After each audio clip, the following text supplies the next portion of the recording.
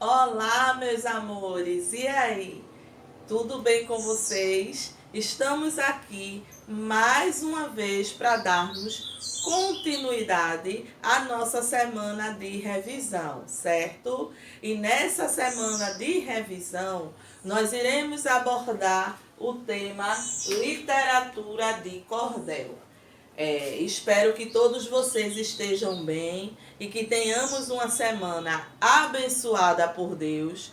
Que vocês continuem se cuidando, tá, gente? Que continuem seguindo todo o protocolo de segurança contra o coronavírus, para que tudo isso passe logo, tá, gente? Que está bem próximo já de tudo isso terminar, né?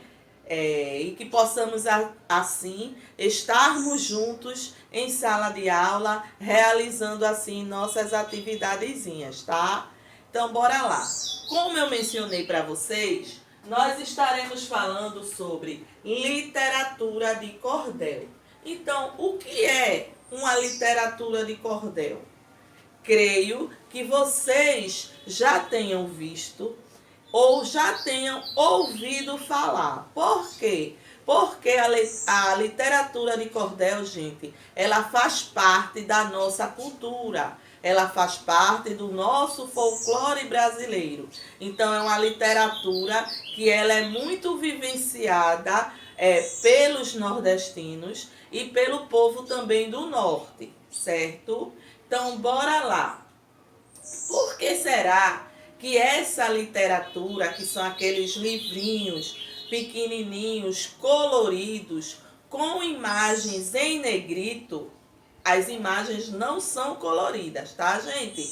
Elas têm um contorno em negrito. Os livrinhos que são coloridos, cada livrinho tem uma cor, certo? Mas as imagens, elas só têm um contorno em negrito, certo? Então eu creio que muitos de vocês já tenham visto ou ouvido falar da literatura de cordel, certo? Então vejam, chama-se cordel porque eles eram apresentados em cordas, em cordões pendurados com pregadores, certo?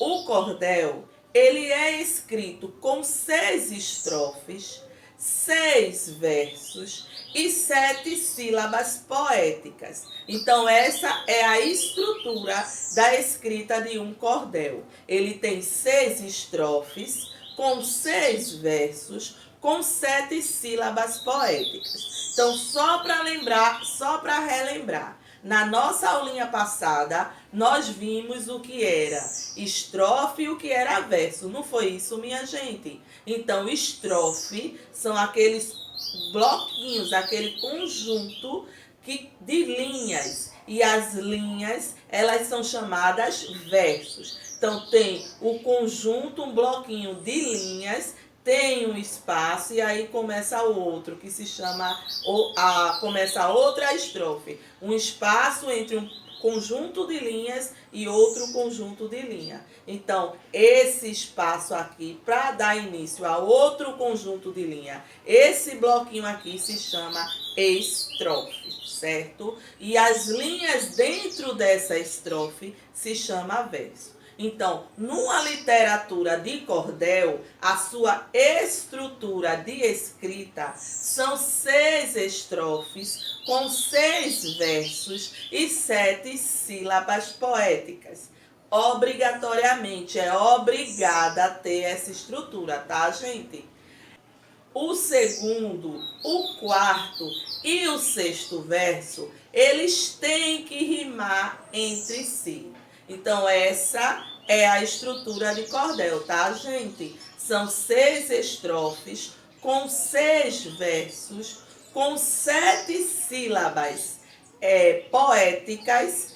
O segundo, o quarto e o sexto versos, eles precisam rimar entre si, entre eles. Exige a rima, certo? A literatura de cordel chegou aqui ao Brasil chegou aqui ao Brasil pelos portugueses. Ela é uma forma de literatura popular, como eu já falei para vocês, aqui no Nordeste e no Norte.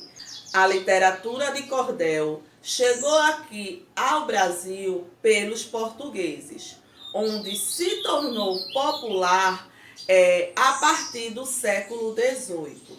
E ela é principalmente conhecida, como eu já falei para vocês, e muito popular aqui no norte, aqui no Nordeste e no Norte, tá? No Norte e Nordeste. É onde ela é mais popular.